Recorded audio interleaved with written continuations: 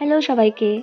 আমার কাছে রান্না করাটা কিন্তু একটা বিশাল বড় ব্যাপার। কারণ আমি রান্না পারি না। জানি এটা নিয়ে গর্ব করার মতন কোনো বিষয় নেই। এটা বেসিক একটা নিড বলতে পারো মানুষের লাইফে। বাট আমার মা বা বাবা কখনোই আমাকে সেরকমভাবে জোর দেয়নি রান্না শেখার।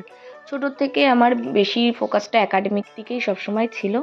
তা আমি পড়াশোনা নিয়ে থাকতাম। কাজকে আমি আগাগোড়াই একটু ভয়ই পেতাম।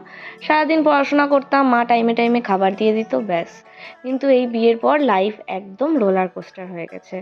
এখন তো রান্না করতেই হবে। কাউকে বোঝানোর নেই যে আমি সত্যিই রান্না পারি না। এখন আবার আমরা দুজন থাকি একা। আমার শ্বশুর-শাশুড়ি আপাতত বাড়িতে নেই। ওনারা বাইরে আছে। ওনারা আসলে হয়তো আবার কিছু হেল্প হবে আগের মতোই। দুপুরের লাঞ্চটা আমি যেমন তেমনভাবে বানিয়েই ফেলি। কিন্তু এই রাতের ডিনার, ওহ মাই গড! ফার্মেসি থেকে এসে আমার বডিতে কোনো এনার্জি থাকে না। কিন্তু সেদিনকে শুভ্রর হঠাৎ ইচ্ছা হয়েছে মাংস খাবে। তাই খুব অল্প পরিমাণ মাংস নিয়ে এসছে একদম একবারের জন্য। আর যথেষ্ট হেল্পও করেছে যাতে তাড়াতাড়ি রান্নাটা হয়ে যায়। কিন্তু যাই বলো তাই বলো, সারাদিন কিন্তু কাজের মধ্যে থেকে এইভাবে রান্না করা পসিবল হয় না।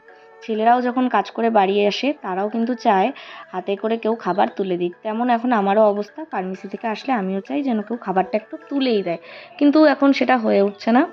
এদিকে মাংস কষাতে বসিয়ে দিয়েছি আর এই সাইডে ভাতও বসিয়ে দিয়েছি। মানে একসাথে দুটোই হয়ে যাবে। আর আমরা দুজন এখানে অপেক্ষা করতে করতে ফাইনালি আমাদের কষা কষা ঝাল ঝাল মাংস একদম রেডি। আমি বেশিরভাগ সময়ই চিকেন কষাটাই প্রেফার করি ঝোলের থেকেও বেশি। কিন্তু এই ধনেপাতাটা আমি দিতে চাইনি, ও দিয়েছে। আজকাল শরীরটাও খুব একটা ভালো যাচ্ছে না, তাই আরও বেশি যেন খাটনি মনে হয়ে যাচ্ছে সমস্ত কাজকর্ম। আজ অবধি মা বাবা যা শিখিয়েছে তাতে কখনো ফেল করিনি। আশা করি আস্তে আস্তে রান্না বান্নাও শিখে যাব, সমস্ত কিছু শিখে যাব। আজকের ভিডিওটা তাহলে এত দূরই। আজ তবে আসি, দেখা হবে খুব জলদি। বাই।